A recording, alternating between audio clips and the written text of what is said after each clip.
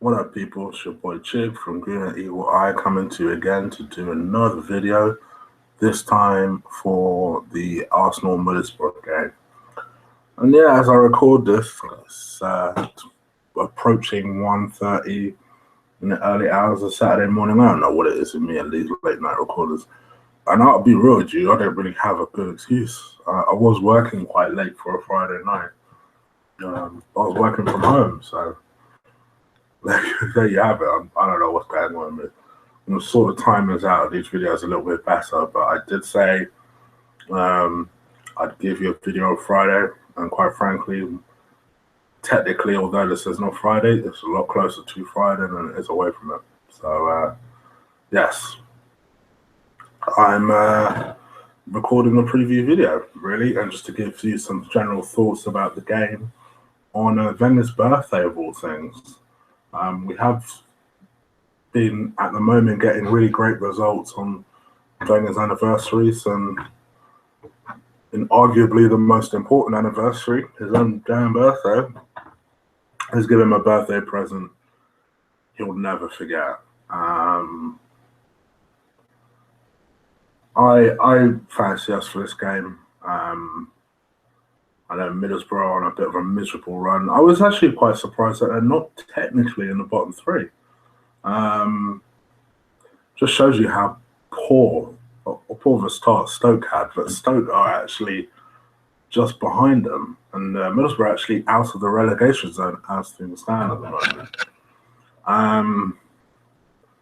Their best performers at the moment is probably Chambers, who can't play in this game, and one of the defender, which at the moment is being scouted by Chelsea, I believe.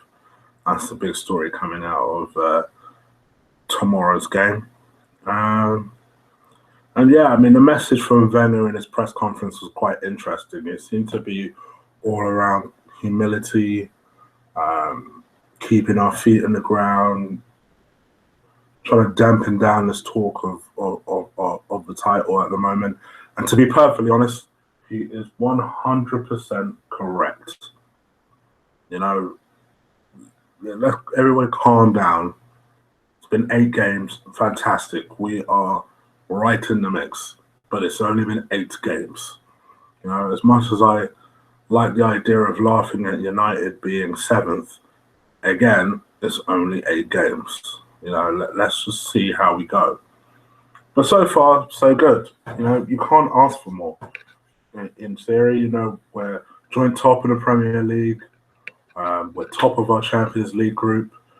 We're still in our English League Cup, whatever the hell they call that cup these days. We've actually got a game next week, Tuesday, I believe.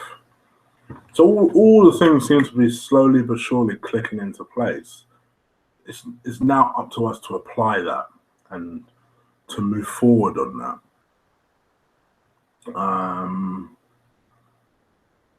I feel like tomorrow's game, it'll be interesting to see the team.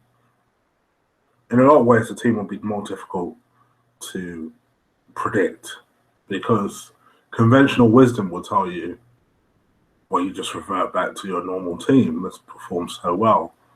But I understand that Santi has a knock.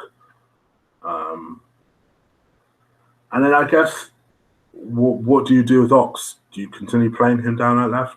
I'm still not a huge fan of him down the left-hand side, but he had his best game this season down that left-hand side. He's maybe finally starting to slowly adapt. Perez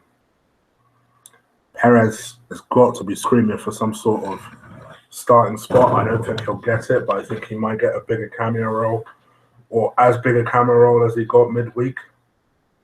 Performed really well when he came on. So it'd be interesting to see who he picks.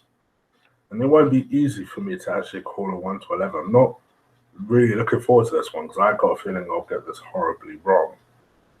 So I'm going to try to think outside of the box here. I think Cech definitely comes back in. He is the Premier League goalkeeper, and as much as I love Ospina as our number 2, I have to reiterate it is only as a number 2. I still love Czech as a number one. Got to bring him in. So I think he comes back in.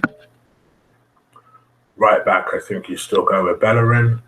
You still go with Mustafi. You still go with Koscielny. Now, here's where it gets controversial. I think I'll be wrong in this call. And that's why I'm going to change my mind. I was going to say I think Gibbs will start. But I'm thinking about it. I suspect Wenger might say, all right, I dropped Monreal for the Champions League game to give him a bit of a breather. He's had that now. I expect Monreal to come back in. Just had a thought. And it just made me think, I think Monreal will come back in.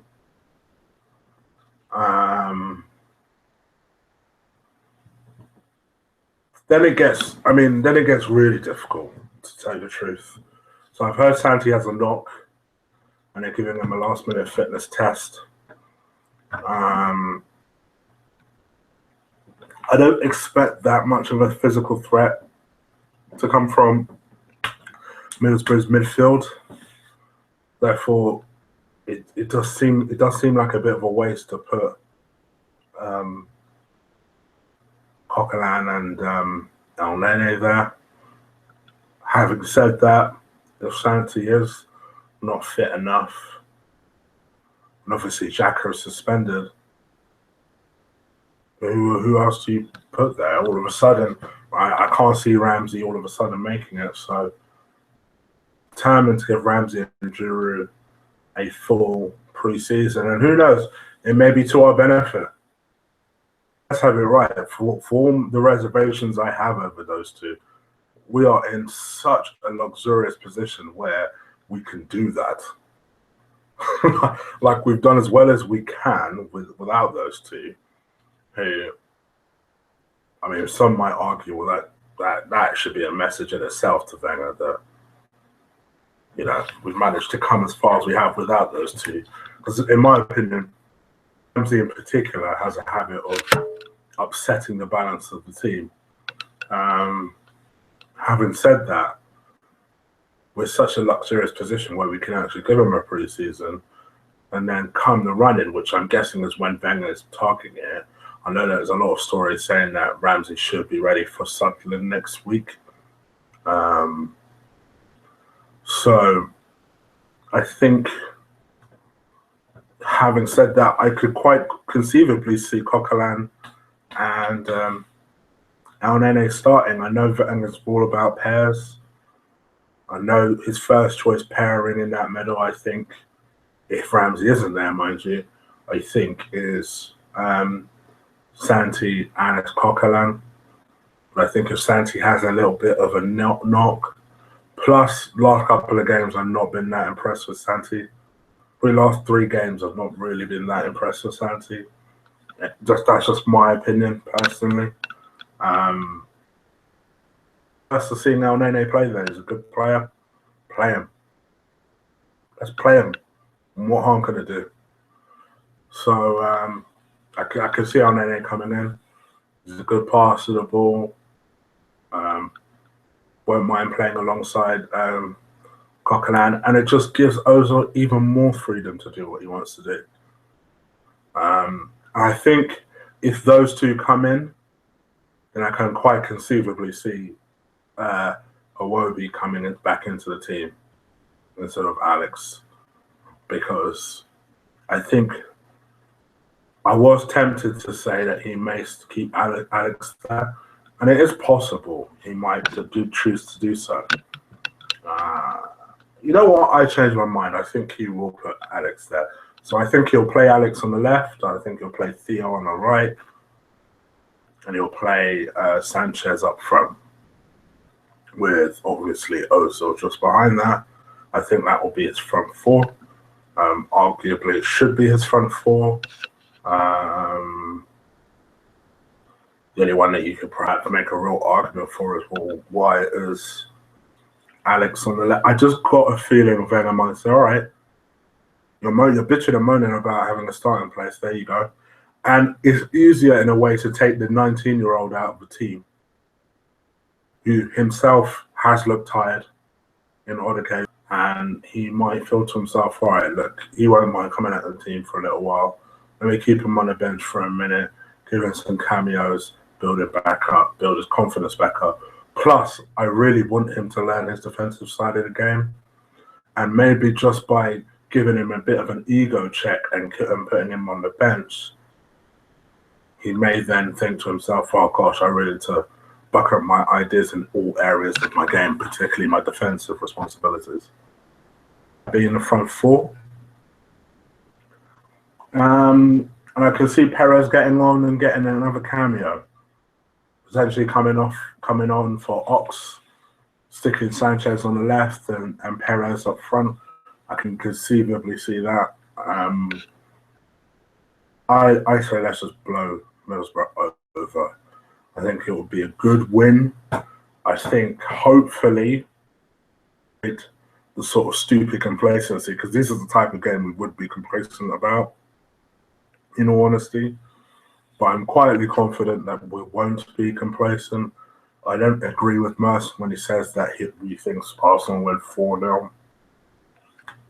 But I do believe it'll be 2-0. I think it'll be a good solid win. And we'll go into the Carling Cup game against Reading, I believe, in good spirits.